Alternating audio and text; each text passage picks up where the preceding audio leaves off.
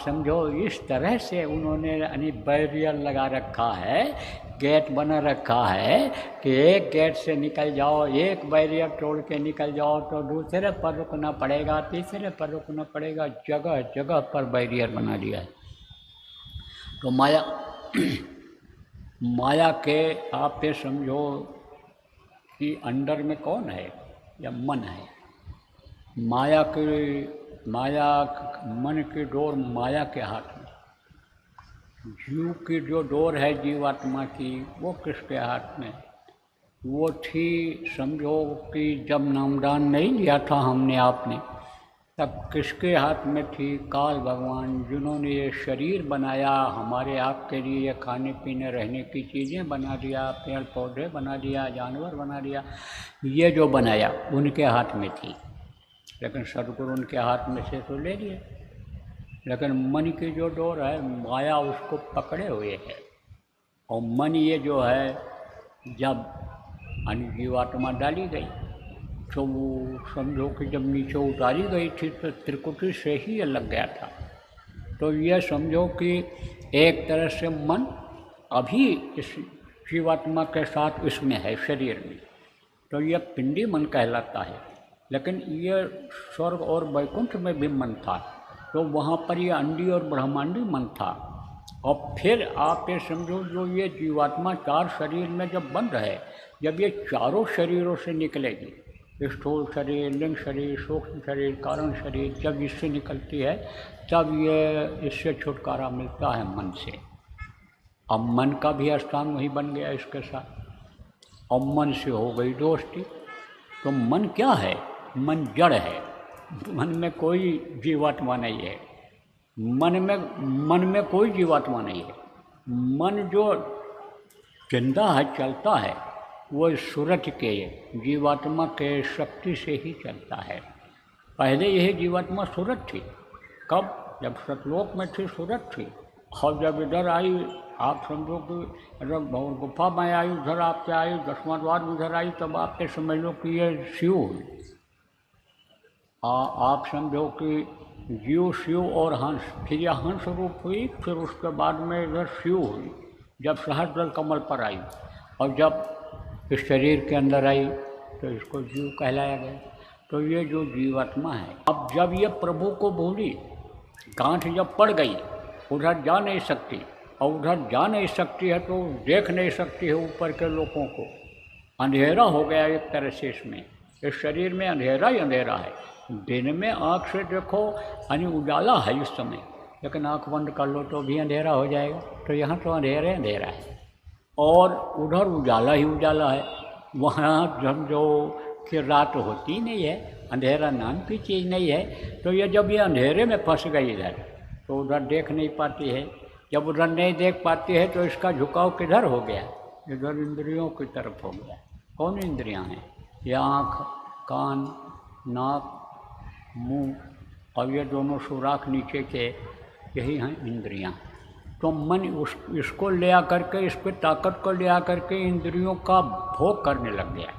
उसमें ये मस्त हो सा, तुमको हम वहाँ पहुँचाएंगे, लेकिन युक्ति तुमको करनी पड़ेगी। चेतन की गांठ खुल जाएगी और वो जो बंद है रास्ता, वो जड़ और चेतन नहीं खोल पाएगा। लेकिन एक ऐसी चाबी होती है मास्टर की, जिसको कहते हैं, उससे कई ताले खुल जाते हैं। तो ये जो सदगुरु होते हैं उसके पास ये मास्टर की होती है, उससे सबके घट का ताला खुल जाता है। तो वो क्या है? यही नाम, जो हमको आपको नामदान गुरु महाराज ने दिया, गुरु महाराज के जाने के बाद आपको दिया गया, यही है चाबी। इस चाबी को लगाओगे तो घट का ताला खुल जाएगा। लेकिन ताला खुल तो जाएगा, लेकिन तो भी कोई ज़रूरी नहीं है कि आप आगे बढ़ जाओ। क्यों? क्योंकि आगे फिर रुकावट है। जैसे घट का ताला खुलेगा, जैसे जड़ और चेतन की गांठ खुलेगी और जैसे ये ऊपर आगे बढ़ने लगेगी, ऐसे ही वो जो गांठ के जो एक समझो कि एक शून्य पड़ेंगे, वो एक तरह से वो जो मान लो जैसे रस्सी ही उलझ गई, वो वही मान लो पैर में लग जाए।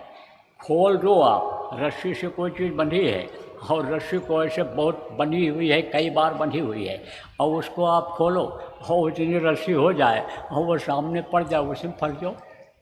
ऐसे ही यानी समझो कि ये जो 5 तत्वों की गांठ है उसके साथ 3 जो और लगा दिया, रजोगुण तमोगुण सतोगुण, वो 8 हो गए। तो ये 8 शून्य हो गए। आप ये समझो ये 10 शून्य हो गए ये। अब आप ये समझो कि 8 हो गए, या समझो कि वो रोकते हैं, वो बाधा डालते हैं, 10 शून्य पढ़ते हैं ऊपर, तो वो बाधा डालते हैं। अब क्या होता है वहाँ पर, जब उस्ताद जो होता है ना, सब दांव सिखा देता है। एक दांव से अगर तुम्हारी कमर पकड़ ले, तुमको कोई उठा ले, तो जब उठा लेगा तो कैसे भी किसी को पटकेगा, लेकिन और दांव बता दिया उसको तो वो उसी को पटक देता है। जब हम लोग पढ़ते थे तब की बात है, एक लड़का बहुत दुबला पतला था लेकिन दांव जानता था। तो स्कूल में कुश्ती हो रही थी हमारे, तो एक मोटा हट्टा कट्टा लड़का आया, घूमा अखाड़े में, तो कहा कोई हाथ मिलावे, कोई ना हाथ मिलावे। अब खड़ा था वो, और वो गया हाथ मिला गया, फिर लगाया लंगोटी कसा। लोगों ने कहा बहुत हल्का पड़ जाएगा, जोड़ी नहीं है, यही चर्चा होने लगी। मास्टर लोग भी यही कहने लगे, लड़के भी कहने लगे हल्का पड़ रहा है। अब क्या होता है, जैसे वो हाथ मिलाया तैसे मोटे लड़के ने उस पतले लड़के को एकदम उठा लिया, ऐसे उठा लिया। और जैसे उठाया उसने, तैसे उसने क्या किया कि ऐसा उसको पटका कि कोई देख नहीं पाया कौन सा दांव लगा दिया, और न बताया उसने। तो थोड़ा धार्मिक था, हनुमान जी की पूजा करता था, और हनुमान जी की पूजा हम भी करते थे, हनुमान चालीसा वगैरह हम भी पढ़ते थे। उस समय यही जानकारी थी। अब तो उसको समझ रहे हैं कि गुड़िया गुड्डा का खेल है। उस समय तो बस यही कह रहे थे हनुमान जी ही सब कुछ हैं, यही सब कुछ हैं, संस्कार तो बना उसी से। लेकिन अब समझ में आया, तो हमारी उसकी थोड़ी बैठती थी। एक दिन उससे हमने पूछा, यार तुम कौन सा दांव मारे, कि जैसे वो शाहजराम नाम था लड़के का, शाहजराम गिर गया।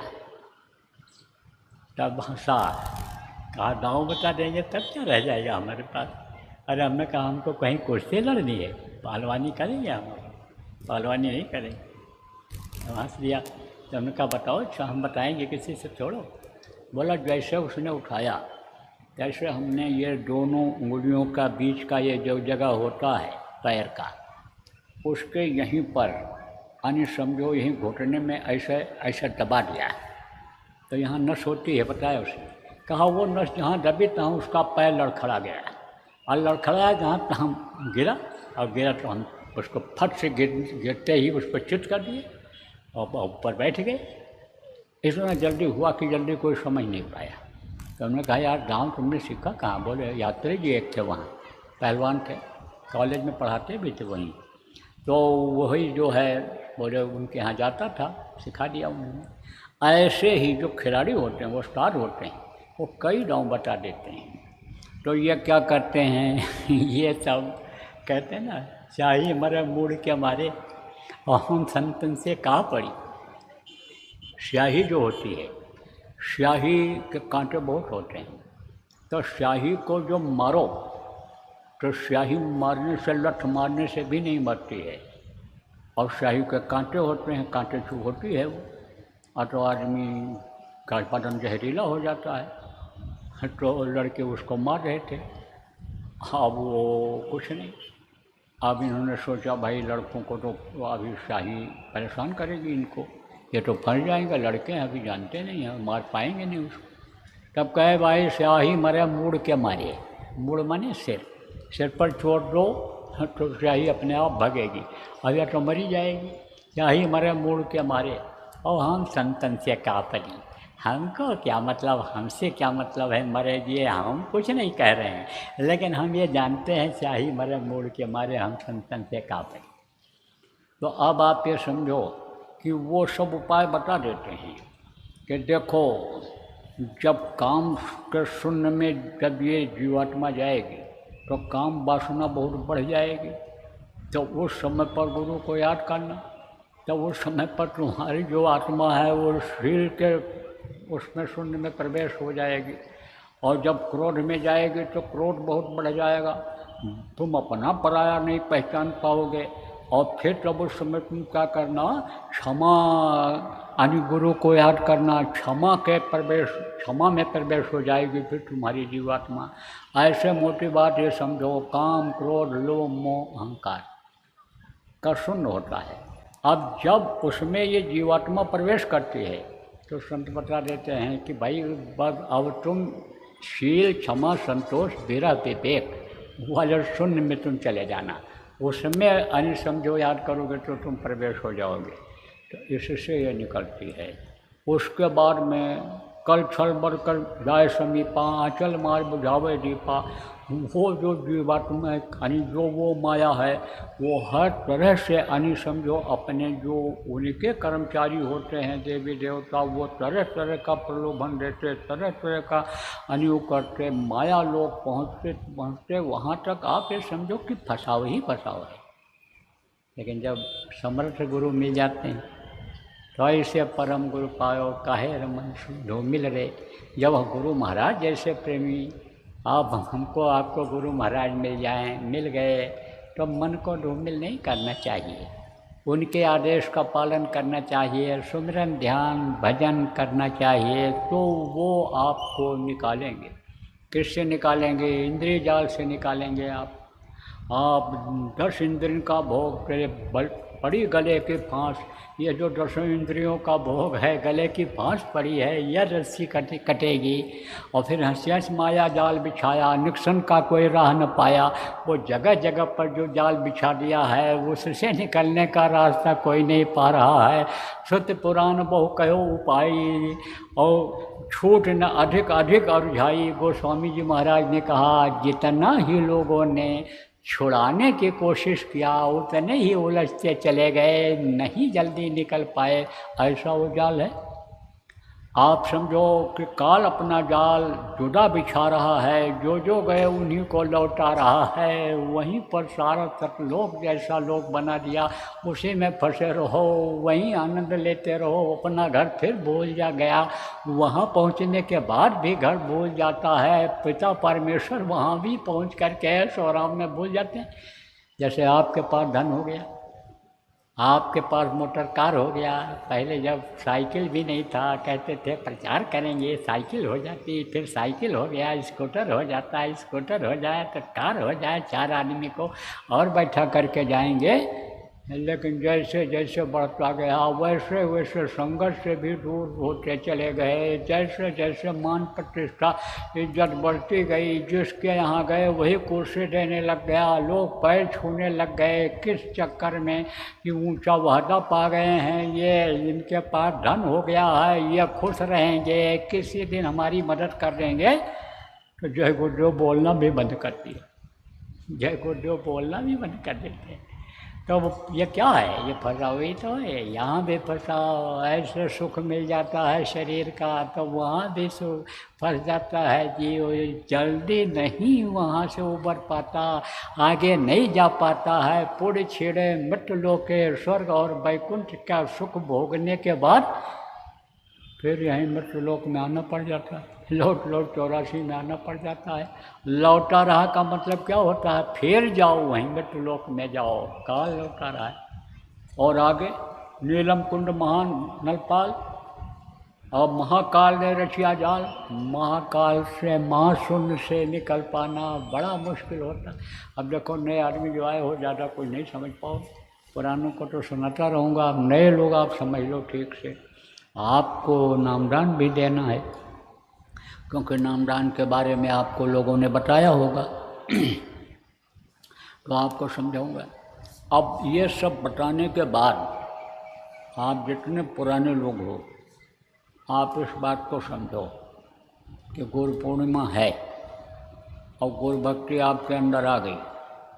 गुरु भक्ति किसको कहते हैं? गुरु के आदेश का पालन गुरु भक्ति कहलाती है।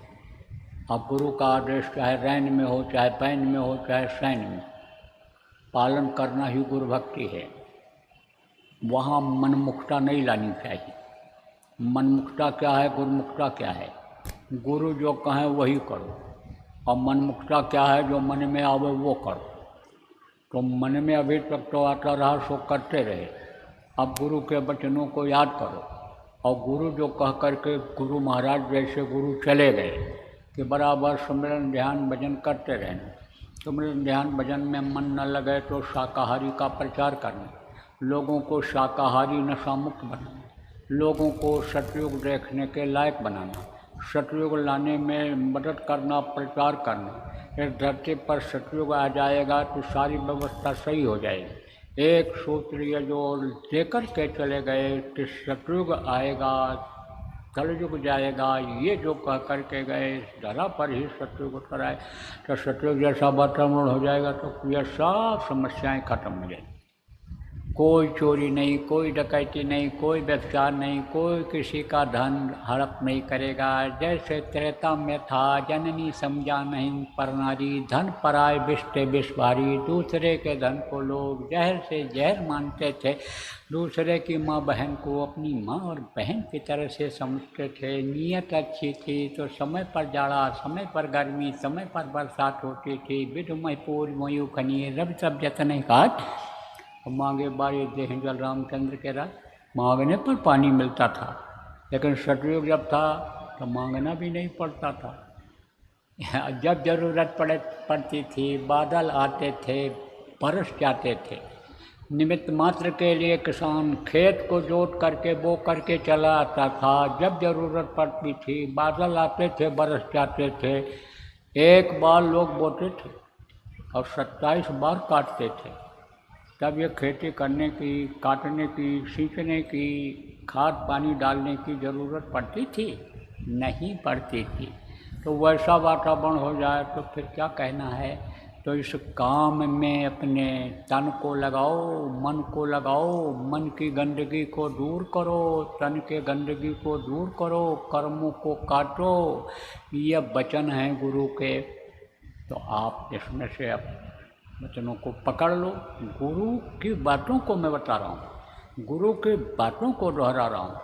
और जो आज नाम दान लेने के लिए आए हो, आप ये समझो जो वो बता करके गए, जो सूत्र है, जो असली चीज़ है, जो सच है, उसको आपको भी पकड़ना चाहिए।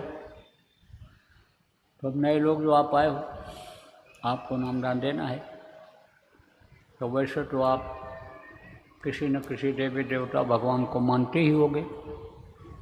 नाम अगर न लेते होगे, नाम न लेते होते, उनको मानते न होते, तो आपके संस्कार इस तरह के न बन पाते कि आप यहाँ आते। तो संस्कार आपके बने, कुछ पूर्व जन्म के संस्कार बने, कुछ इस जन्म का संस्कार बना आपका, और आप नामदान लेने के लिए आए हो। लेकिन अब आप ये समझो कि कैसों करोड़ नाम लाख नाम कृष्ण के, तो कौन सा ऐसा नाम है कि जिसके लिए गोस्वामी जी ने कहा कि सुमिर सुमिर नर उतरह पारा, कलयुग केवल नाम धारा। कलयुग केवल योग, कलयुग योग यज्ञ नहीं जाना, और एक आधार नाम गुनगाना। केवल नाम की महिमा समझ में आ जाए, नाम मालूम हो जाए, नाम देने वाला नामी मिल जाए, तो इसी से काम हो जाएगा। अब ये वो कौन सा नाम है?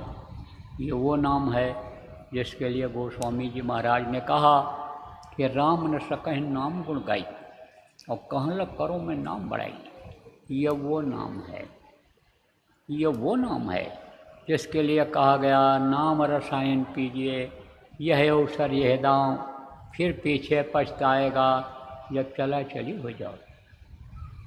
देखो एक दवाई ऐसी होती है कि जिसको खा लो, बुखार है, बुखार उतर जाएगा। दस्त है, लैट्रिन पतली आ रही है, दवा खा लो, बंद हो जाएगा। लेकिन जो कमजोरी उससे आ जाती है, दिन भर में अगर 10 बार लैट्रिन जाए आदमी, कमजोरी महसूस करता है। बुखार तेज आया, बुखार में तो कमजोरी नहीं लगती है, लेकिन बुखार जब उतर गया तब कमजोरी महसूस होती है, तो उसके लिए दूसरी दवा खानी पड़ती है। लेकिन रसायन जो होता है, मिक्सचर जिसको कहते हो, कॉम्बिनेशन बायोकेमिक में होता है, होम्योपैथिक में भी होता है, और अंग्रेजी दवाओं का मिश्रण बनाया जाता है, मिक्सचर होता है, तो वो होता है रसायन। तो यह नाम रसायन है। इससे लोक भी बनता है और परलोक भी बनता है। धन पुत्र परिवार में भी बढ़ोतरी होती है और मान प्रतिष्ठा भी बढ़ती है, और जीवात्मा का मुक्ति मोक्ष भी होता है। मुक्ति मोक्ष किसको कहते हैं? जहाँ से फिर वापस न आना हो, उस देश में ये पहुँच जाती है जो अविनाशी देश है, जिसका नाश नहीं होता है। अविचल देश जिसको कहा गया, अविनाशी देश जिसको कहा गया, वहाँ ये जीवात्मा पहुँच जाती है। बाकी इधर जितने काल के ये देश हैं, ये सब समझो कि परिवर्तनशील हैं, ये ख़त्म होते हैं, ये नाश होने वाले हैं, लेकिन वो अपना देश नाश नहीं होता है। तो वहाँ जब पहुँच जाए तब इसकी मुक्ति होगी, तो इससे मुक्ति और मोक्ष भी मिलता है। यह आदि नाम है। कोटि नाम संसार में ताते मुक्ति न होए, आदि नाम जो गुप्त जप बेला समझे को, यह आदि नाम है। जब से ये दुनिया संसार बना, देवी देवता बने, तब से ये नाम, 5 नाम जो हैं, ये बराबर चले आ रहे हैं। और जब तक दुनिया संसार रहेगा तब तक ये 5 नाम रहेंगे। इनको न कोई काट पाया, न छांट पाया, न छोटा बड़ा कर पाया, न इसमें कोई परिवर्तन कर पाया। ये तो रहेंगे ही रहेंगे। क्यों? क्योंकि यह ध्वन्यात्मक नाम है। देखो, वो जो प्रभु है वो कौन है? अनामी। उसको अनामी कहा गया, उसका कोई नाम ही नहीं। आप पे समझो क्यों नहीं है? क्योंकि नाम किसका पड़ता है? नाम जिसका शरीर होता है उसका पड़ता है। जैसे आपका नाम है और रूप आपका है, रूप माने ये चेहरा, स्थान आपका है, बोली आपकी है। ये किसका है? यानी ये ज़मीन पर स्थान किसका है? ये आदमी का है। नाम किसका है? जो 17 तत्वों के लिंग शरीर में देवी और देवता हैं, इंद्र हैं, वरुण हैं, शची हैं, ये सब जो हैं आपके, इनका है। नाम किसका है? ये जो जल्लाद का काम करते हैं, जीवात्मा को निकालते हैं, ले जाते हैं, सजा देते हैं, यमराज हैं, तो नाम इनका है। आप समझो कि ब्रह्मा विष्णु महेश का नाम है। ये लोग सब शरीर में हैं, हम आप स्थूल शरीर में, वो लिंग शरीर में हैं, तो उनका नाम है। लेकिन अनामी का कोई नाम नहीं है। क्यों? क्योंकि वो शब्द हैं। शब्द किसको कहते हैं? आवाज़ को। जैसे मेरे मुंह से आवाज़ निकलती है, आपके मुंह से आवाज़ निकलती है, तो वो शब्द रूप में है, इसलिए उनका कोई नाम नहीं है, वो अनामी हैं। और वो उनसे जो यह शब्द उतर रहा है, उसमें से जिधर जिधर से ये आ रहा है, उधर उधर से वो आवाज़ उसी तरह की बनती चली गई है, वही हो गया है नाम। अब और समझा दें आप। इसमें हर तरह के लोग आए हो, बुद्धिजीवी लोग, पढ़े लिखे लोग, हर तरह के लोग हो। जैसे देखो, पहाड़ के ऊपर से कोई नदी नीचे गिरे तो वो जो पानी गिरेगा उसकी आवाज़ अलग रहेगी। जैसे यमुनोत्री से यमुना उतरी, गंगोत्री से गंगा उतरी हैं। अब वो जब नीचे पानी गिरता है तो उसकी आवाज़ अलग रहती है। और वही गंगा का पानी जब पहाड़ों पर ही प्लेन ज़मीन में बहता है, नदियों में बहता है, तो उसकी आवाज़ अलग रहती है। और वही नदी का पानी, गंगा का पानी जब समझो हरिद्वार में पहुंचता है, तब आवाज़ बदल जाती है। और वही जब त्रिवेणी संगम पर गंगा पहुंचती हैं तो आवाज़ और बदल जाती है, बहुत हल्की हो जाती है। और वही गंगा जब समुद्र में, गंगा सागर में मिल जाती हैं, तब वो नगण्य हो जाती है आवाज़ उनकी। वो कल कल छल छल जो, या झरने से जो आवाज़ आती है, आप लोग जो गए होंगे पहाड़ों पर घूमने, देखा होगा, वो बराबर घम घम घम घम के ऐसा ऐसा पानी गिरता है, झरना का आवाज़ होता रहता है। हम लोगों को प्रचार में भेजा था गुरु महाराज ने, तो वहाँ जहाँ ठहरे थे बराबर पानी गिरता रहता था। तो ऐसे ही आप ये समझो कि वो आवाज़ बदलती चली जाती है।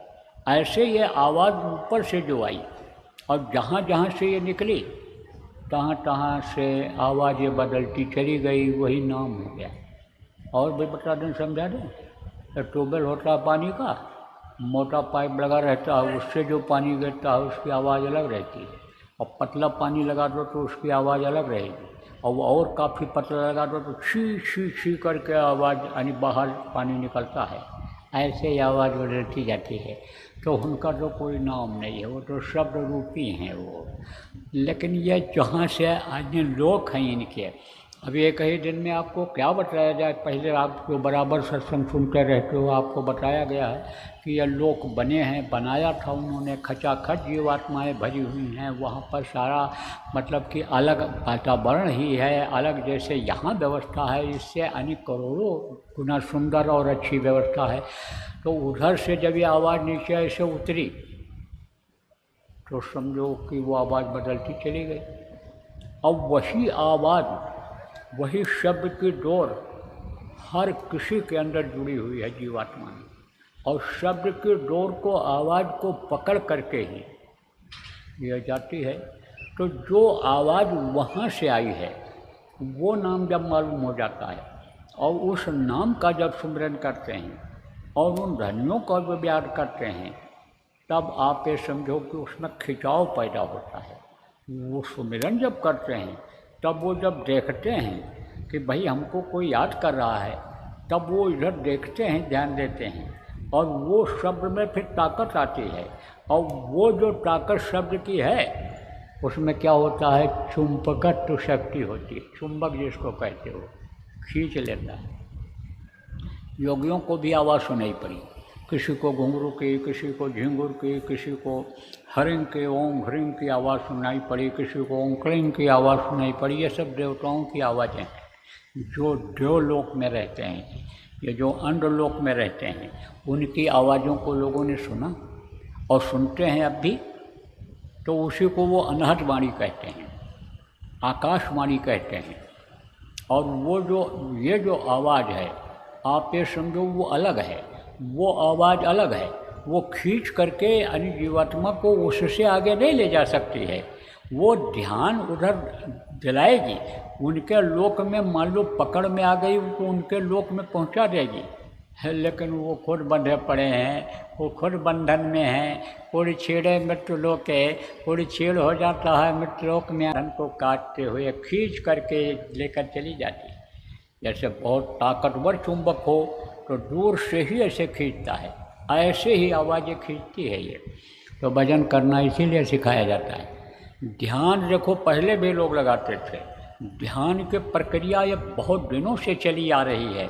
ध्यान पहले भी लोग लगाते थे, लेकिन ध्यान में आवाज़ उनको नहीं मिलती थी, ध्यान में आवाज़ नहीं मिलती थी। आप ये समझो कि भजन में आवाज़ मिल जाती है, और भजन में ध्यान भी बन जाता है, भजन में दिखाई भी पड़ जाता है। क्योंकि जब भजन करते हैं तो शब्द में रूप भी दिखाई पड़ जाता है। अब यह है कि जब दोनों बराबर करते हैं, सद्गुरु की दया हो जाती है, तो ध्यान में भी आवाज़ मिल जाती है, दोनों एक रूप हो जाते हैं, ये तदरूप हो जाते हैं। एक तरह से समझ लो, एक सिक्के के दो पहलू हो जाते हैं, तब हो जाता है।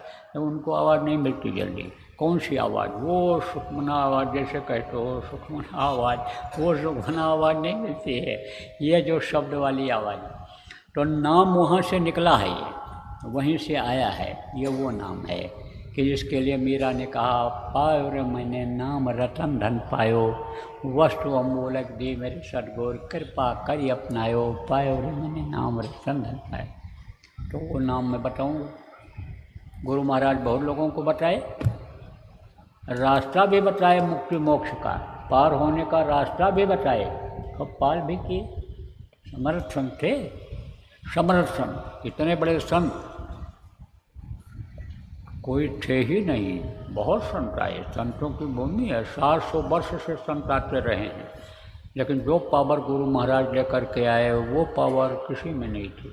उसका कारण भी था, उन लोगों के समय में यह वातावरण में गंदगी नहीं थी, ये इतने गंदे लोग नहीं थे, इतने कर्मी लोग नहीं थे, उस वक्त पर सब अपने कर्तव्य को समझते थे, भगवान के भक्त थे, तो भगवान को भूल ही रहे हैं। अब ये नशेबाजी जो बढ़ती चली जा रही है, गोलियां जो नशे की चल गई, शराब का प्रचलन जो बढ़ गया, तो शराबी आदमी क्या कर सकता है? होश में रहेगा? कोई नशा कर लेगा, कुछ कर पाएगा? तो ये सब चीज़ें जब नहीं थीं तो आसानी से लोगों के समझ में आ जाता था। और नहीं तो जब जानवरों जैसी बुद्धि हो जाती है तो कहते हैं भैंस के आगे बीन बाजाए भैंस खड़ी पगड़ाए। उनको कुछ समझ में नहीं आता है, तो वो कुछ भी कहते रहो। तो ज़्यादा पावर जब लेकर के आए और सफाई किया और कराया, और जब जो जैसा जो चाहता था उसी हिसाब से उनके मन के अनुसार उन चीज़ों को जब दिया, तब समझो कि उससे यानी समझो दुनिया की तरफ से ध्यान हटा, बहुत से लोगों को पार किया। ये संतों की परंपरा रही है कि शरीर छोड़ करके जब जाने लगे हैं तो किसी न किसी को बताए हैं कि अब यह काम करेंगे, क्योंकि मनुष्य शरीर में ही संताएँ हैं और मनुष्य शरीर में ही आते हैं तो जगाते हैं। ऐसे ऐसे उदाहरण मिल रहे हैं कि जैसे आपको एक बार सुनाया था कि पीटर बारशाह था, उसके देश से निकाल दिए गए थे कुछ लोग, तो वहाँ कंपनी में, वहाँ हॉलैंड में नौकरी कर रहे थे कंपनी में, तो वो भी वेश बदल करके गया और उन्हीं के बीच में रहा। फिर उनको समझाया, बताया और मनाया, और फिर उसके बाद वापस अपने देश में लाया था। ऐसे ही वेश बदल करके आते हैं, यहीं मनुष्य शरीर में ही आते हैं। पावर तो वहीं की रहती है, सब देश की रहती है, लेकिन मनुष्य शरीर में ही रहते हैं। तभी तो आदमी को समझ पाता है, आदमी को समझाता है तभी तो समझ में आता है। देखो होता है ना, कहा जाता है शाकाहारी बनाओ, नशा मुक्त बनाओ, नामदान के बारे में समझाओ, बताओ, जो जैसे लायक हो, जिसके लायक हो उसी को समझाओ, किसान को समझाओ, व्यापारी को समझाओ, अधिकारी को समझाओ, औरत को समझाओ, लड़की को समझाओ, लड़के विद्यार्थी उनको समझाओ, तो उनको समझाने में जल्दी समझ में आ जाता है। नहीं, जिनके दांत गिर गए, आवाज़ साफ नहीं निकल रही है, कान से सुनाई नहीं पड़ रहा है, जवान आदमी उनके पास बैठना पसंद करता है। कहता है 2 किलो दूध पियो, 1 पाव चना भिगोया हुआ खाओ, 100 ग्राम बादाम खाओ, ताकत आवे बदन में, तब इनसे बात करो। कितना जोर जोर से चिल्लाते हैं तब सुन पाते हैं। कौन जाए बुढ़े से बात करने? लेकिन बुढ़ा को समझाओ है तो दोनों पड़ोसी एक है रूम, ना तुम्हारे चलनी ना हमरे सूप, दोनों जब एक जैसे रहते हैं तब कुछ तो समझते हैं। इसीलिए कहा जाता है समझाते रहो, बताते रहो एक दूसरे को, कर्म काटते। तो मनुष्य शरीर में आते हैं और इसी धरती पर रहते हैं, और इस धरती का नियम है, जो पेड़ फलता है वो झड़ता है, जो आग जलती है वो बुझती है, जो पैदा होता है वो मरता है, जाना पड़ता है, उनको भी शरीर छोड़ना पड़ता है।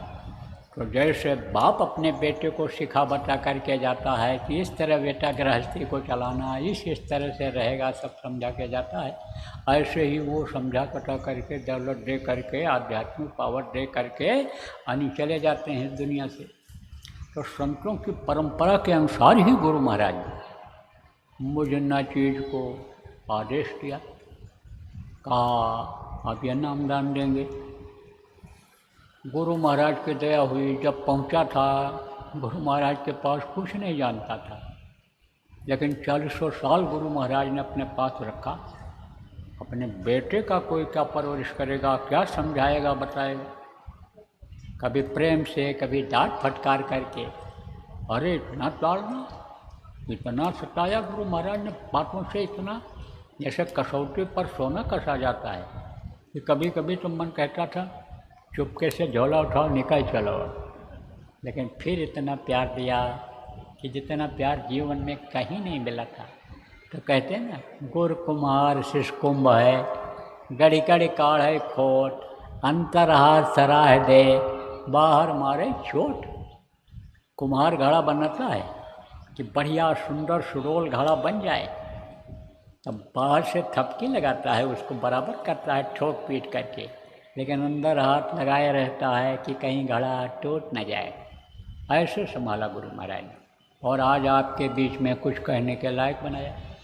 तो मैं तो कुछ नहीं जानता हूँ, सब गुरु की दया हो रही है, गुरु ही सब करवा रहे हैं। ना कुछ किया न कर सका, न करने योग्य शरीर, न कुछ किया न कर सका, न ये शरीर करने योग्य। जो कुछ कर रहे हैं गुरु और महाराज गुरु कर रहे हैं। तो ऐसे ही समझो आप कि किसी न किसी को कहकर बता करके जाते हैं।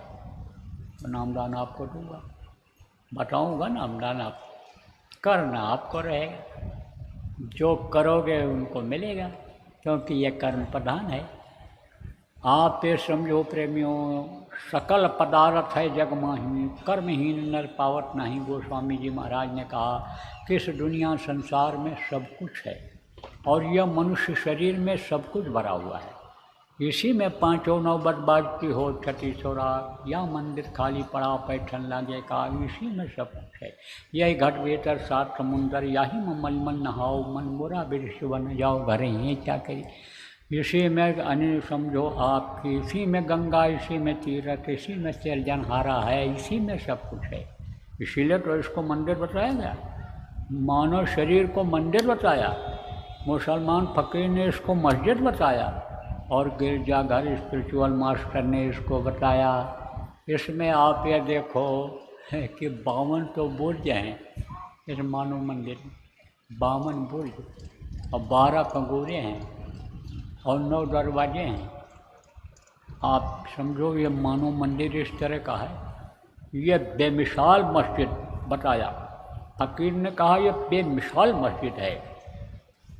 इसी में वो मुल्ला बाग ने कहा ना, अल्लाह अल्लाह का मज़ा मुर्शिद के महखाने में है, दोनों आलम की हकीकत एक पैमाने में है।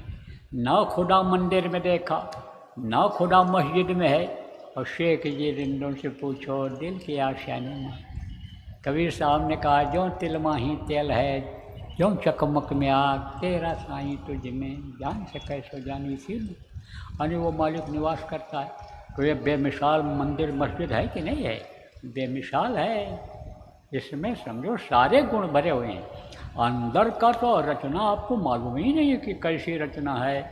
इसी में आप ये समझो कि नाड़ियाँ हैं, कल कुछ आपको बताया भी था, सुबह बताया था कि सिमटाव कैसे होता है। इसमें नाड़ियाँ हैं, इसमें कोष हैं 5, इसमें प्राण हैं। आप समझो यानी जहाँ ये जीवात्मा बैठी हुई है उसके नीचे एक आकाश है जिसको चिदा आकाश कहते हैं। प्राण वहीं पर है, वहीं से नीचे उतरा है। तो आप ये समझो कि इसमें 10 प्रकार के प्राण हैं, उनका अलग अलग काम है। आप ये समझो इसमें नाक ये ऐसी चीज़ है कि जो प्राणों को हवा देती है।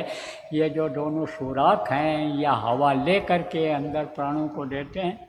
तो ये बेमिसाल है कि नहीं? मनुष्य देखो सीधा खड़ा हो सकता है, जानवर खड़े हो पाते हैं? बाघ से कहो सीधा खड़ा हो जाओ, हाथी से कहो सीधा खड़ा हो जाओ, खड़ा हो पाएगा?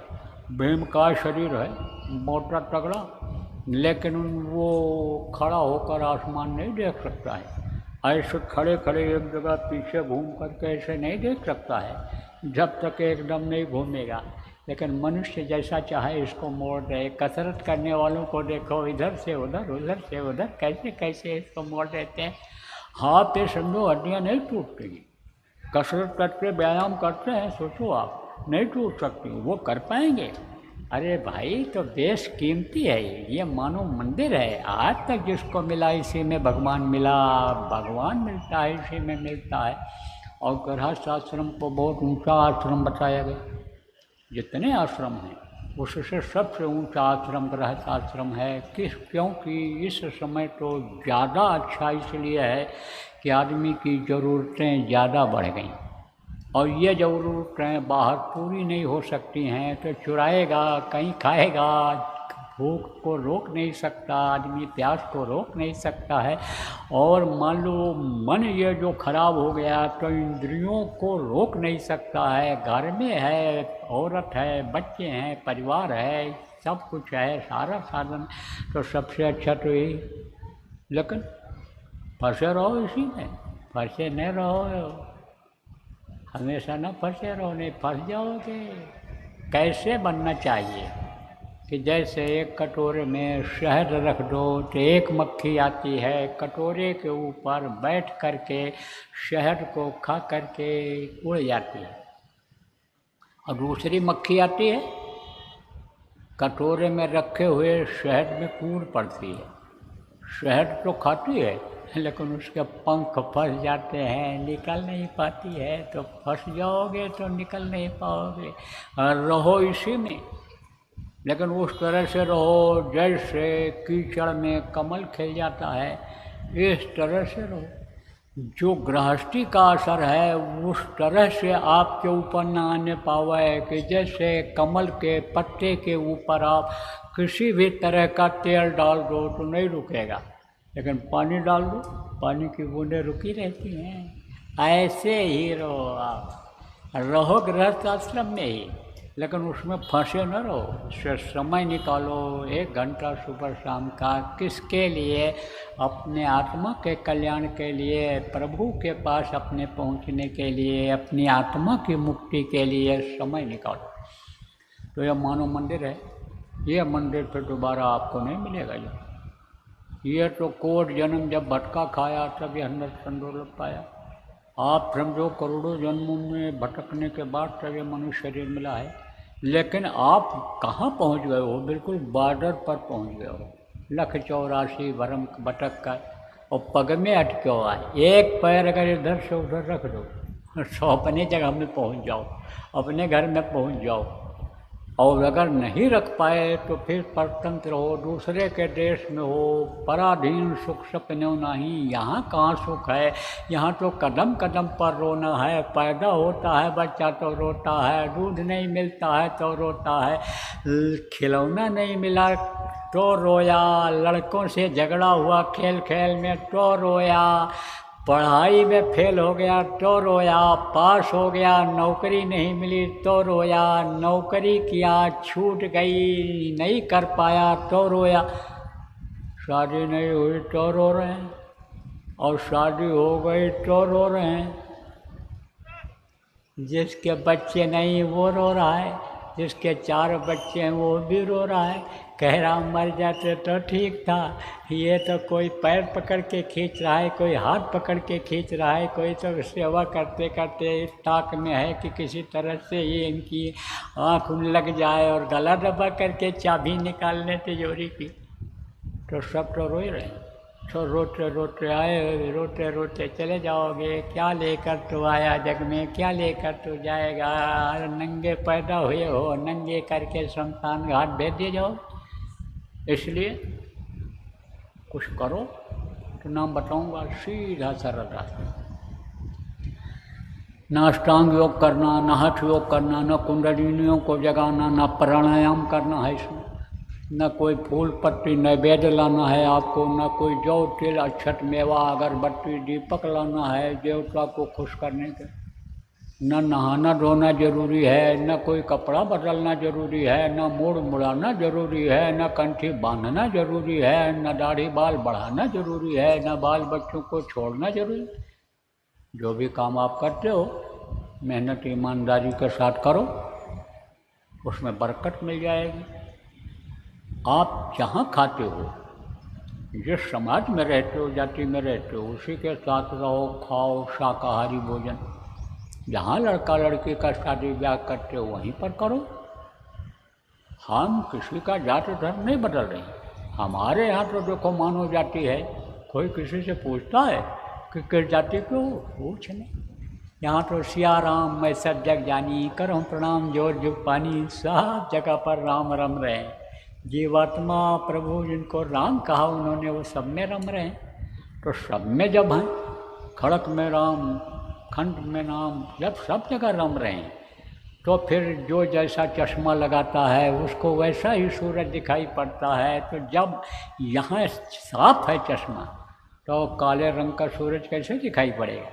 ये जीवात्मा कैसे भेदभाव वाली दिखाई पड़ेगी? भगवान ने कोई बनाया इस तरह का? उसने तो इंसान बनाया, मानव बनाया। अब उसी में आदमी देखो परेशान है, जातिवाद में, भाईवाद में, भतीजावाद में, एरियावाद में, कौमवाद में, नक्सलवाद में, आतंकवाद में। जान चली जा रही है लोगों की। कितना धन माल का नुकसान हो रहा है। देखो विश्व तो पूरा बारूद के ढेर पर बैठने जा रहा है। कह रहे तरक्की कर रहे, तरक्की कर रहे, तरक्की कर रहे। आप जो पढ़े लिखे लोग हो, अखबार पढ़ते होगे, जो रेडियो सुनते होगे, समाचार देखते होगे, आपको मालूम है ना कि कंप्यूटर सब बंद हो गए कल, और हवाई जहाज कहाँ से कहाँ पहुँच गया। अमेरिका के लिए बैठे हवाई जहाज, और अमेरिका में जो लोग इंतज़ार कर रहे हैं, चाचा जी आ रहे, पिताजी आ रहे, भाई साहब आ रहे, वो कहाँ पहुँच गए? रूस पहुँच गए। कंप्यूटर ही नहीं काम किया है, उनको कुछ सिग्नल नहीं मिला कि वो वहाँ जाएं, क्या करें, वो कर गए। अब वो काहे को दूसरे को खिलाएंगे? दूसरे पैसा दूसरा लिया खिलाने का, तो वो क्यों खिलाएंगे? वो देख के अब कोई कह रहा पानी के लिए तरस रहा हूँ, कोई कह रहा खाना नहीं मिल रहा है, कोई कह रहा है यहाँ पड़ा हुआ हूँ, हमारी मदद हो। तो क्या कहते हैं कि या तो निर्वंश्य नाश या बहुवंश्य नाश। जब बहुत कहते हैं हम तरक्की कर रहे हैं, तरक्की कर रहे हैं, तब उसी में तरक्की में ही नीचे उनको आना पड़ जाता है। क्योंकि ये सारी जो तरक्की इस समय हो रही है आध्यात्म विद्या की वजह से ही हो रही है। और असली चीज़ को लोग छोड़ रहे हैं। मान लो कोई शराब पी करके और पावर हाउस के बटन को दबा दे, बंद कर दे, तो सब बिजली बंद हो जाएगी कि नहीं बंद हो जाएगी? बोलो।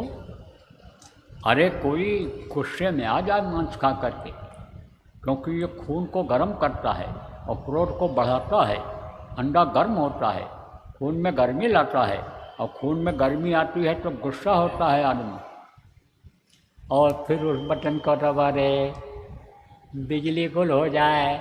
तो ये जो 150 मंजिल का मकान बना रहे हैं, 100 मंजिल वाले मकान के लिफ्ट में अगर कोई 75 मंजिले पर लटक गया तो उतर पाएगा नीचे?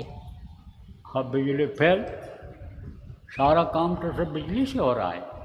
अब बिजली फेल हो जाए तो अभी अल्लाह तौबा भगवान सब याद आ जाएं। अभी तो नहीं याद आ रहे हैं भगवान, अभी तो हाय रुपया, हाय पैसा, हाय ऐश, हाय आराम, वही सब कुछ दिखाई पड़ रहा है।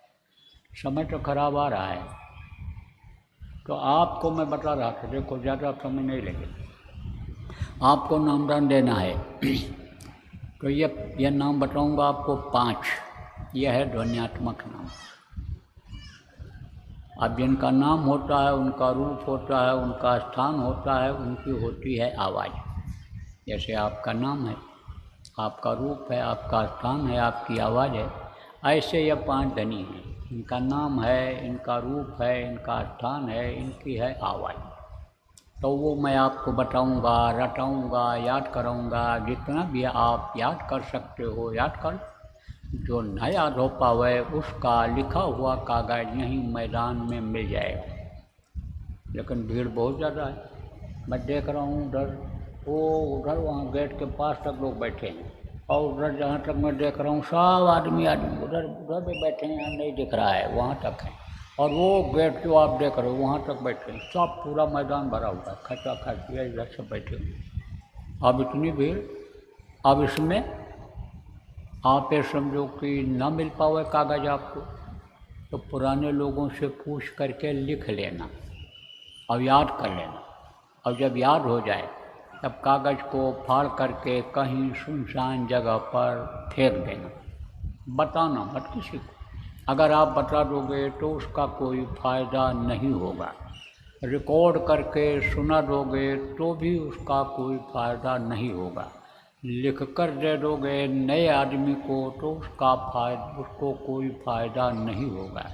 क्यों? क्योंकि जिसको आदेश होता है उसके मुँह से सुनना ज़रूरी होता है।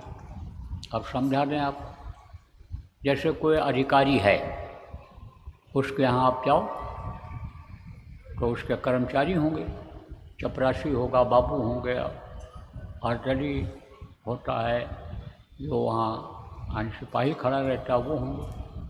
अब उन कर्मचारियों में से किसी से भी आप कहो कि साहब को एक थप्पड़ मारो, तो मारेगा? नहीं मारेगा। लेकिन साहब अगर कह देगा इसको थप्पड़ लगाओ, तब वो गिनेगा कि 1 मार रहे हैं कि 2 मार रहे हैं कि 4 मार रहे हैं, देख तड़क कर उड़ाएगा। वही बात आपने कहा और वही बात उस अधिकारी ने कहा, तो उसके बातों में पावर है और आपके बात में पावर नहीं रहेगा, ताकत नहीं रहेगी, तो आपकी बात को नहीं मानेगा वो। ऐसे ही फलदायी वही होता है कि जिनको आदेश होता है उनके मुँह से जब सुनते हैं तो वही फलदायी होता है। तो आप किसी को भी मत बताना है। दूसरी चीज़ आप ये समझो कि ध्यान कहते हैं आँख से देखने को।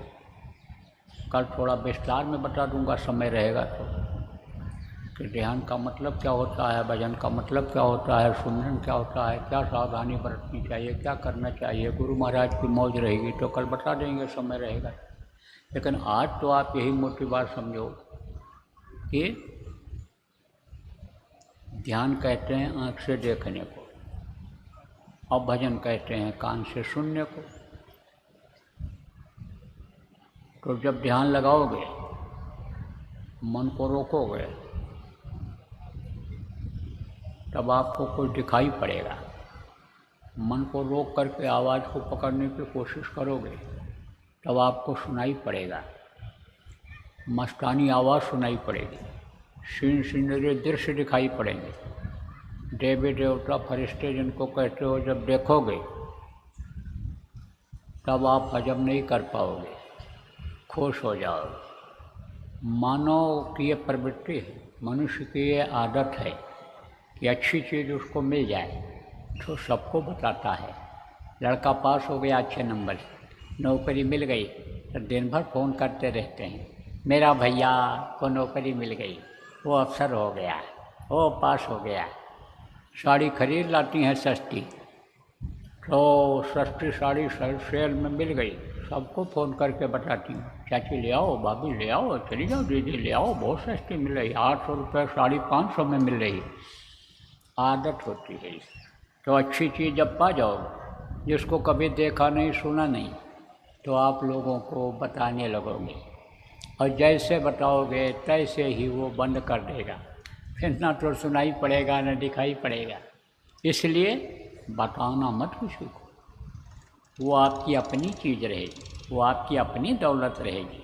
तो उसको लुटा दोगे तो फिर मिलेगा नहीं जल्दी, अब बता दोगे तो बंद ही हो जाएगा और तो बिल्कुल पागलपन आ जाता है। जैसे गली गली घूमती थी मीरा, रात दिना महीने नावे भावे अन्न न पानी, कहती थी कोई सतगुरु वैद्य मिल जाए, कोई मिल जाए जो हमारी ये पीर को पीड़ा को ख़त्म कर दे। प्रीतम की याद सता रही है, पति परमेश्वर की याद सता रही है उनको, ऐसा चिल्लाती थी पागल की तरह से। ऐसा पागलपन आ जाता है जब उस प्रभु से प्रेम हो जाता है और फिर जब उससे मुलाकात नहीं होती है, दर्शन नहीं होती है, दर्शन नहीं होता है, तो जैसे किसी से दोस्ती किसी की हो जाए, आदमी औरत से या औरत औरत से या आदमी आदमी से दोस्ती जब हो जाता है, ज़्यादा दोस्ती हो जाती है, गहरा प्रेम हो जाता है, बार बार मिलना जुलना होता है, और जब मिलना नहीं होता है तब याद सताती है, तो आँख से क्या निकलता है?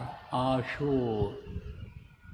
तो कहा कि प्रेम छिपाए न छिपे, जागट प्रगट होए, और मुख से कछु बोलत नहीं, और नैन देत है रोए।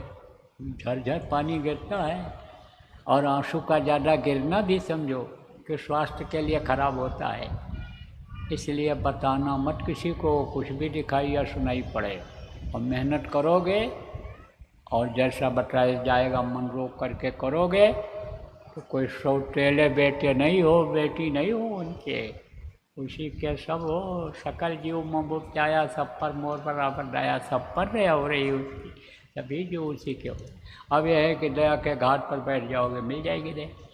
तो कुल मिला करके समझो कि आपको जो कुछ भी दिखाई पड़े, जो कुछ भी सुनाई पड़े, किसी को भी बताना नहीं है। अब 3 चीज़ समझो, सुमिरन, ध्यान और भजन। सुमिरन कहते हैं माला जपने को, ध्यान कहते हैं आँख से देखने को, भजन कहते हैं कान से सुनने को। 3 चीज़ और समझो, 3 आँख, 3 कान और 3 नाक। 2 आँखें ये बाहर, इससे बाहर की चीज़ दिखाई पड़ती है। 1 आँख अंदर जीवात्मा में है, उससे अंदरी ऊपरी लोगों की चीज़ें दिखाई पड़ती हैं। 2 कान ये बाहर, इससे बाहर की आवाज़ सुनाई पड़ती है। 1 कान अंदर जीवात्मा में है, जिससे ऊपरी लोगों की आवाज़ें सुनाई पड़ती हैं। और 3 नाक, एक सुराख दाहिनी तरफ और एक है बाईं तरफ, यह 2 नाक है। और 1 नाक है अंदर जीवात्मा में, उससे ऊपरी लोगों की खुशबू मिलती है। और इन दोनों नाकों से यहाँ खुशबू और बदबू दोनों मिलती है। तो बदबू है यहाँ, लेकिन बदबू वहाँ है ही नहीं। बदबू नाम की किसी लोक में कोई चीज़ नहीं है। कोई नाबदान झाड़ू लेकर वहाँ झाड़ू बाड़ू नहीं करता, गंदगी है ही नहीं। अरे वो कोई लैट्रिन पेशाब के लिए जाते हैं, जैसे आप जाते हो हम जाते हैं। कोई सेप्टिक टैंक वहाँ बनवाते हैं कि लैट्रिन बाथरूम बनाते हैं, कुछ नहीं। वहाँ का भोजन अलग है, सुगंधी भोजन है। और सुगंधी में जो है वो मल मूत्र बनता ही नहीं। आप समझो लिंग शरीर का भोजन क्या है, सुगंधी है। आप समझो शरीर का भोजन क्या है, यानी समझो दृष्टि भोग है, वो नूर प्रकाश जिसको कहते हैं। कारण शरीर का भोजन क्या है, शब्द है, आहार है। तो वहाँ तो इसकी ज़रूरत नहीं पड़ती, गंदगी है ही, सुंदरता ही सुंदरता है। तो वहाँ खुशबू ही खुशबू, खुशबू की लहरें चलती हैं ऊपरी लोकों में। तो वो खुशबू किससे मिलती है, अंदर में जो जीवात्मा में नाक है उससे मिलती है। तो 2 नाक बाहर और 1 नाक अंदर जीवात्मा में, 3 नाक, 3 आँख, 3 कान, 3 नाक। सुमिरन, ध्यान, भजन 3 चीज़ें, 5 नाम, 5 रूप, 5 स्थान, 5 आवाज़, ये मैंने आपको बताया। अब आपको दूंगा नाम दान, लेकिन आपको थोड़ा परहेज अब करना पड़ेगा। देखो यहाँ कोई दक्षिणा मांगी जा रही है। अरे कोई किसी ने कहा आपसे कि लोटा रोटी लंगोटी लेकर आना वहाँ, किसी ने नहीं कहा। और दक्षिणा आप अगर देना ही चाहते हो तो मना भी नहीं। क्यों नहीं मना है? क्योंकि ये परंपरा चली आ रही है कि नामदान दीक्षा मंत्र जिसको कहते हैं, लेते समय कुछ न कुछ दिया जाता है दक्षिणा में। तो दक्षिणा आप दे भी सकते हो, लेकिन दक्षिणा उसके मन के हिसाब से अगर दे दो तो वो खुश हो जाता है। जैसे कोई ये चाहता हो कि हमको कपड़ा मिल जाए दक्षिणा में, कोई ये चाहता है ये चीज़ हमको भेंट में दक्षिणा में मिल जाए, और वो चीज़ दे दो तो खुश हो जाता है। वो ये कह रहे भाई हमारी खाने की इच्छा बन रही है, और वही चीज़ आपने अगर बना के खिला दिया और तो खुश हो जाता, प्रसन्न हो जाता। जैसे ये घर चले जाओ पूरब में, तो वहाँ कहते हैं दही चूड़ा अगर नहीं खिलाओगे तो समझ लो सब बेकार है। गरीब से गरीब आदमी शादी ब्याह में दही चूड़ा खिलाता है। आप ये समझो कि कोई मेहमान जाता है तो दही चूड़ा खिलाते हैं, चूड़ा में दही डाल करके। तो ऐसे ही हमारे हिसाब से अगर दक्षिणा दो तो बहुत बढ़िया बात हो जाएगी। तो दक्षिणा देना क्या है, आप अपनी बुराइयों को अब यहीं छोड़ जाना, यही सबसे बड़ी आपकी होगी दक्षिणा। यहाँ से आप दया धर्म सीख करके जाओ, यहाँ से आप मानो धर्म सीख करके जाओ, यही आपकी होगी दक्षिणा। मानो मानो से प्रेम करे, मानो मानो के हृदय में जगह बनावे। आप ये समझो ये बहुत बड़ी नियामत की चीज़ होती है। समझो प्रभु की दया से ही ऐसा होता है। तिफरके बाजी तो सब कर सकते हैं, कैंची का काम, कुल्हाड़ी का काम, हसिया का काम तो सब बहुत से लोग कर सकते हैं, लेकिन सुई सुहागा संत जन बिछड़े गए मिलाए। सुई का काम, सुहागे का काम आप समझो ये करो। कोई जातवाद में न फंसो, कोई भाईवाद भतीजावाद में न फंसो, किसी की निंदा मत करो, किसी राजनेता की निंदा नहीं, किसी अधिकारी की निंदा नहीं, किसी कर्मचारी की निंदा नहीं, किसी धार्मिक किताब की निंदा नहीं, मजहबी किताब की निंदा नहीं, किसी की निंदा बुराई मत करो। कौन निंदा बुराई करके उसके पाप से, उसके कर्मों से आप लड़ रहे हो? क्यों लड़ते हो? तो आप यहाँ से सीख के जाओ, दया धर्म मुख्य धर्म है। दया करो किस पर? जीवों पर। अब जैसे मान लो कोई आप मांस खाते हो तो मांस छोड़ दोगे तो जीव बच जाएगा, जीव की रक्षा हो जाएगी।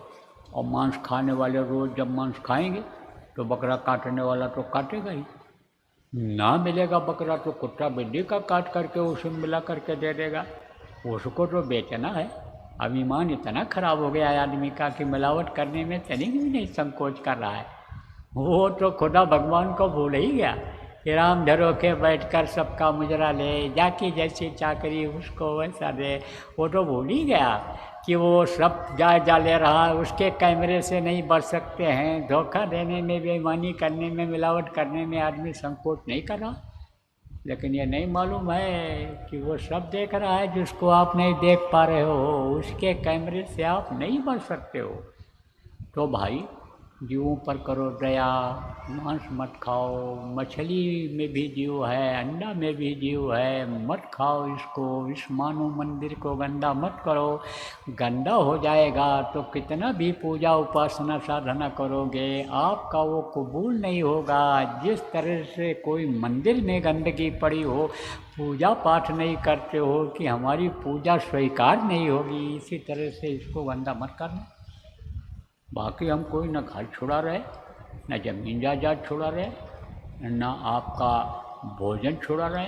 अरे खा सको तो 4 रोटी की जगह 40 रोटी खा लो, लेकिन जब हजम कर पाओ तब। ये नहीं कि खा लो दबा के तो रात भर जो है घर वाले जगें कि भैया पेशाब करा ले आ, चल ए अमीन लैट्रिन करा ले आ, ए नाती, ए पोता, ए पोते का पोता, सबका नाम ले करके बुढ़े लोग जब जबान को नहीं रोक पाते, मन को नहीं रोक पाते हैं, खा लेते हैं तो रात भर दौड़ाते हैं। डंडा लेकर के जाता है लैट्रिन कराने। वो काम मत करो। हजम कर सको उतना खाओ पियो। बिजनेस व्यापार के लिए कोई मना कर रहा है, लेकिन सीख करके करोगे कामयाब हैं। कि मान लो नौकरी उन्हीं के जेब में और पैसा लेकर बगल हो जाता। एडमिशन कराने का, प्रमोशन कराने का मालूम पड़ रहा है कि उन्हीं के दस्तखत से होना है, ऐसा विश्वास दिला देते हैं। और घर का भी पैसा जो बच्चों के लिए रखे हैं, जो पढ़ाई लिखाई के लिए, लड़की की शादी के लिए रखे हैं, वो भी दे देते हैं।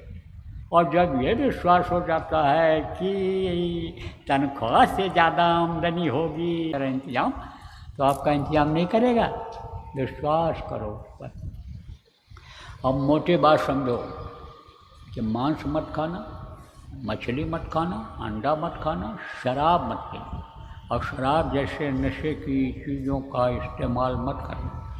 और जितने भी गार्जियन बैठे हो, जितने भी माता पिता आप बैठे हो यहाँ पर, आप बच्चों को बाहर की चीज़ों से, खाने पीने से बचाओ। नहीं तो ये बच्चों के साथ में पढ़ कर के टॉफ़ी के चक्कर में, मिठाई के चक्कर में नशे के आदी हो जाएंगे। क्योंकि ये जो नशे का बिजनेस व्यापार करते हैं, कई गुना इसमें फ़ायदा उठाने के लिए उसकी आदत डाल देते हैं। इसलिए वो एक एक तरीका निकालते हैं। यानी समझो मिठाई में, ये नमकीन में, और ये तमाम चीज़ें जो खाने पीने वाली हैं उसी में वो चीज़ें मिला देते हैं कि इसी की आदत बन जाए। यही कारण है देखो बच्चे वे होटलों में ही खाना पसंद करते हैं, बाज़ार की चीज़ खा करके ही आना पसंद करते हैं, घर की बढ़िया रोटी नहीं पसंद करते हैं। तो इस चीज़ का थोड़ा ध्यान रखो। अब यह है कि जब बच्चियों जो आप ज़्यादा उम्र के हो, जिनके छोटे छोटे बच्चे हैं, जब आप अपने ज़बान पर ताला लगाओगे, जब आप अपने ज़बान पर स्वाद पर कंट्रोल करोगे, तभी ये हो पाएगा। और नहीं तो देखेंगे मम्मी पापा चुपके चुपके खाए आते हैं तो हम क्यों ना खाएं, मम्मी पापा अंडा खाते हैं तो हम क्यों ना खाएं, मम्मी पापा पी लेते हैं तो हम क्यों ना पिएं। तो आप छुड़ा पाओगे उनको? नहीं छुड़ा सकते। आप पे देखो गवर्नमेंट की जो ये पॉलिसी है, यही पॉलिसी ये बर्बाद करेगी देश को। आज मैं आपको बता दे रहा हूँ कौन सी, कि शराब बेच करके पैसा कमा लो, और मांस का पैसा कमा लो, और ये बीफ जिसको गौ मांस कहते हैं इसको निर्यात करके और खिला करके पैसा कमा लो, देश को चला लो। लेकिन आज चैलेंज के साथ मैं कहता हूँ कि शराब और मांस के पैसे से कोई भी देश विश्व का हो तरक्की नहीं कर सकता है। इसलिए इनको बंद कर देना चाहिए। अब तो मैं ये बात बोलना भी बंद कर देना चाहता हूँ, क्योंकि मैं तो जितने बोलता हूँ उतने ही जैसे लगता है कि ये लोग चिढ़ते हैं। अब तो जैसे राशन घर घर में पहुँचाने की योजना बना रखा है इन्होंने, फ़ोन कर दो तो बना बनाया खाना आ जाए, नाश्ता आ जाए, चुपके चुपके जब साहब दफ्तर चले जाते हैं, काम पर चले जाते हैं, तो ये जो चट्टू औरतें हैं फ़ोन करके और मंगाती हैं, खाती हैं। बच्चे जब देखते हैं तो नहीं खाएंगे, अरे बच्चे भी खाएंगे। अब अनुभव की बात बताऊँ, पढ़ता था तब की बात है, अपने मामा के घर में रहता था एक लड़का, कानपुर का रहने वाला, बिजनेस था उसका। तब पूछा हमने, भाई ये कौन है आपके जहाँ रहते हो, ये कौन है? तो हमारे मामा हैं। तुम्हारा घर कहाँ है? वहाँ कानपुर में। तो तुम यहाँ कैसे आए? बोले हमारे पिताजी शराब पीते थे, तो पिताजी शराब पी करके वो शराब लाए तो अलमारी में रख दी, और मैं पीता जब देखूं तो मैं अन्य समझो सोचूं कैसा लगता होगा, तो जो शीशी में बच जाए और फेंक दें उसी को मैं पी जाऊँ। और फिर जब हमारी आदत बनी, उसको हमको अच्छा लगने लगा, तो अब हम क्या करते थे, बोतल खोल करके शराब निकाल कर पी लेते थे, पानी मिला देते थे। तो जब हमारे पिताजी आए तो देखें ढक्कन खुला हुआ है, तो एक दिन छुप करके देखे तो पी रहा था मैं। मम्मी ने देखा, मेरी माँ ने देखा, तो माँ ने फ़ोन किया किसको? मामा को, आओ इसको भैया ले जाओ, नहीं तो ये भी शराबी हो जाए। तो मामा के यहाँ उन्होंने भेज दिया मुझे। ऐसा होता है, कहते देखा देखी पुण्य, देखा देखी पाप। तो ये जो सप्लाई शराब की होने वाली है, कुछ प्रदेश में जैसे आपका बंगाल है, जैसे और एक दो प्रदेश हैं, वहाँ तो जैसे राशन पहुँचा देते हैं, ये खाने पीने वाली चीज़ों को पहुँचा देते हैं, ऐसे शराब भी पहुँचाने जा रहे हैं। अब आप सोचो कि कोई शराबी देश की रक्षा कर सकता है, कि सीमा पर पहरा दे करके रक्षा कर सकता है शराब में नशे में, या घर को चला सकता है, या नौकरी में कामयाबी पा सकता है? बोलो, कहीं नहीं कामयाब होगा। जब नशे में है तो क्या पता उसको क्या है, कौन मोबाइल ले गया, कौन नोट जेब से निकाल ले गया, कौन मुँह पर पेशाब करके चला गया। मस्त है तो कुत्ता चला आता है, ऊंची जगह देखता है।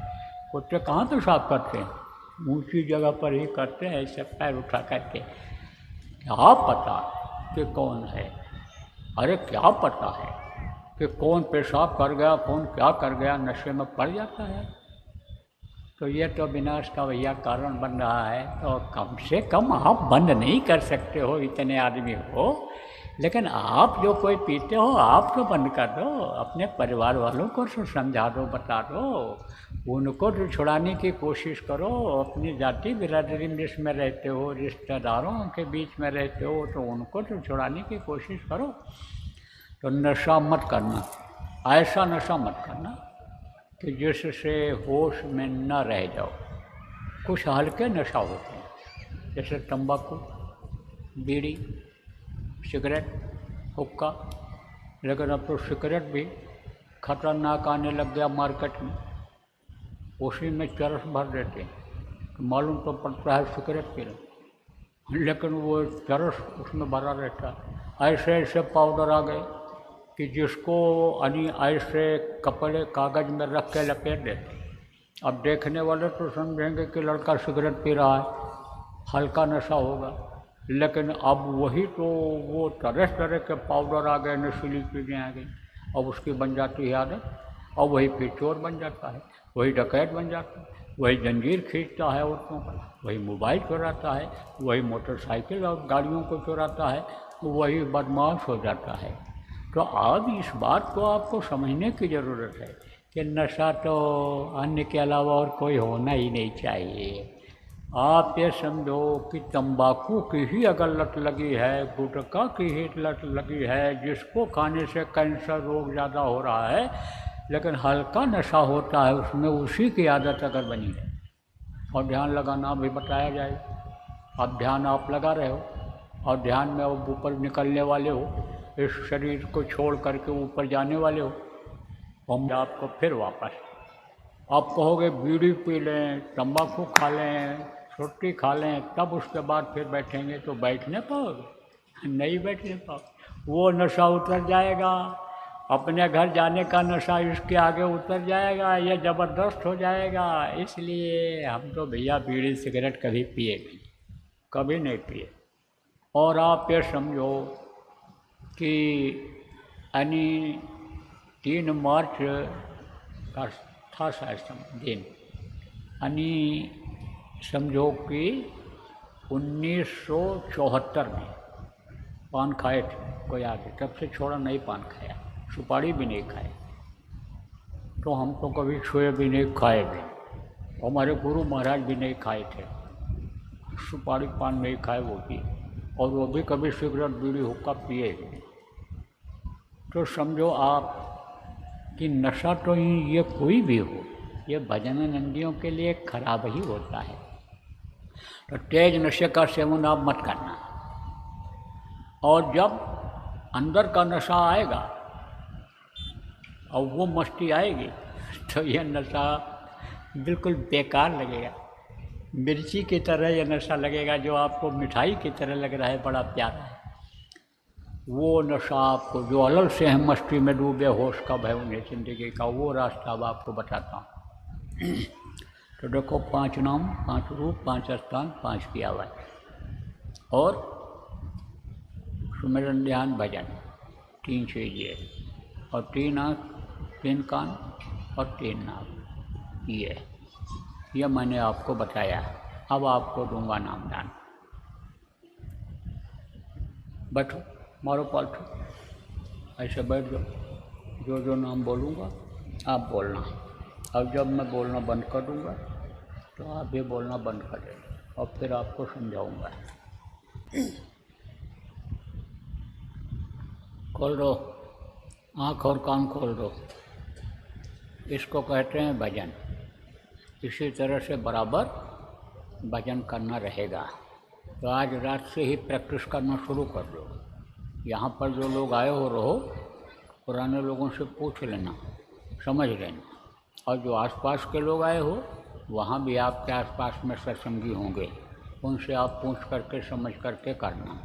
और नहीं तो यहीं बगल में ही, कार्यक्रम स्थल के बगल में ही अपना आश्रम है, वहाँ पर भी सत्संग वगैरह होता रहता है, वहाँ भी आपको लोग मिल जाएंगे, तो आपको समझा देंगे। और समझ लेना खूब ठीक से, प्रेमियों उनको समझा देना ठीक से, सुमिरन ध्यान भजन सब समझा देना, ताकि ये करने लग जाएं। और बराबर एक दूसरे के संपर्क में रहना, पुराने सत्संगियों से मिलते जुलते रहना, और पुराने लोग, आप नए लोगों से प्रेम बना लेना, तो फिर प्रेम से बात सब बन जाएगी। तब इस कार्यक्रम का आज का होगा समापन। गुरु महाराज की दया से संपन्न हो गया। कल गुरु महाराज की दया से समय परिस्थिति अनुकूल रहेगी, तो सुबह जब घंटी बजेगी तो आप उठ जाना, पूजन होगा, और फिर सुमिरन ध्यान भजन होगा, तो सुनाया जाएगा, और उसके बाद में प्रसाद का वितरण होगा। प्रसाद लेकर के फिर आप लोग अपने अपने वतन की तरफ चल पड़िएगा। तो बोलिए जय गुरुदेव। निहर के नजर करो मेरी ओर, निहर के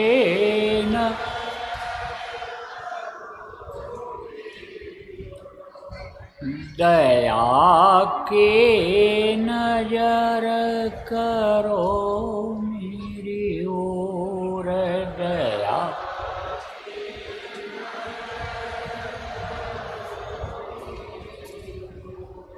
निश दिन तुम्हें निहारूं, सतगुरु निश दिन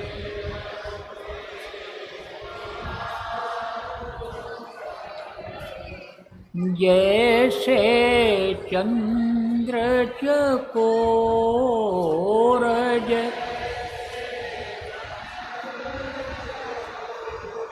हृदया की नजर करो मेरी ओर दया।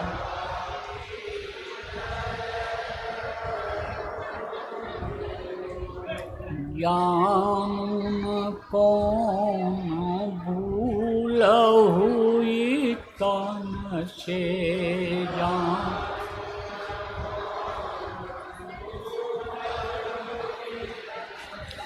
लियो हमसे मुख मोड़ लियो, हृदया की नजर करो मेरी ओर दया की।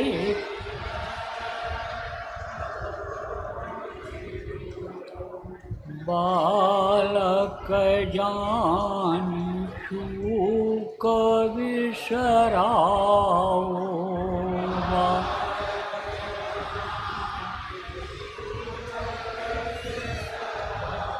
आया शरण अब मैं चोर,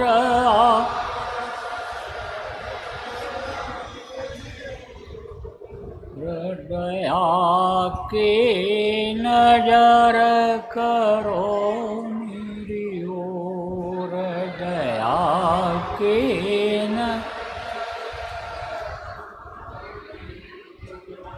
सदा दयालु स्वभाव तुम्हारा, सदा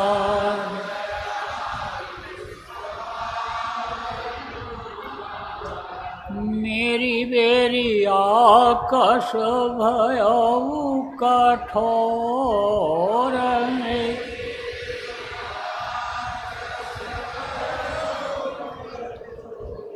दया की नजर करो मेरी ओर दया।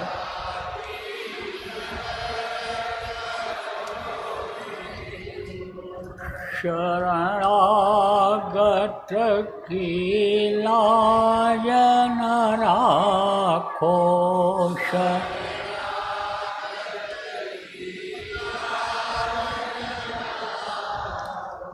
मोसो पतित अब जाए कहीं और,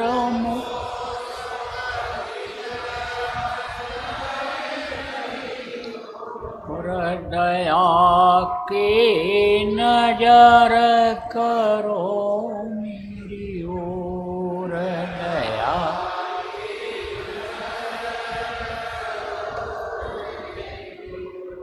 अब की बार उबार ले वजो, अब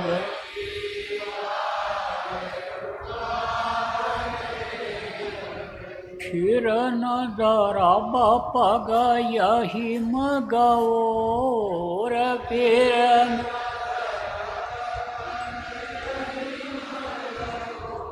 हृदया की नजर करो मेरी ओर दया की।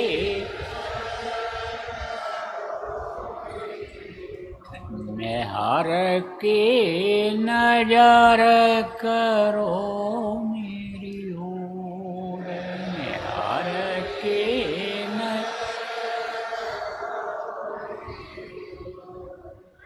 जय गुरुदेव,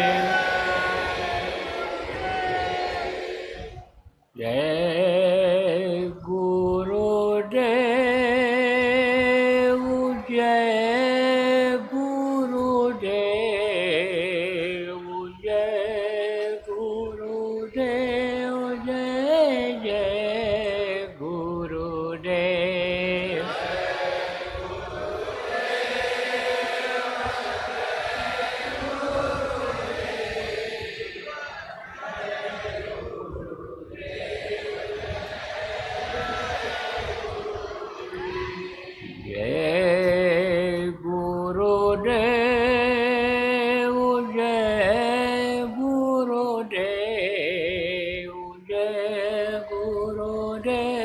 जय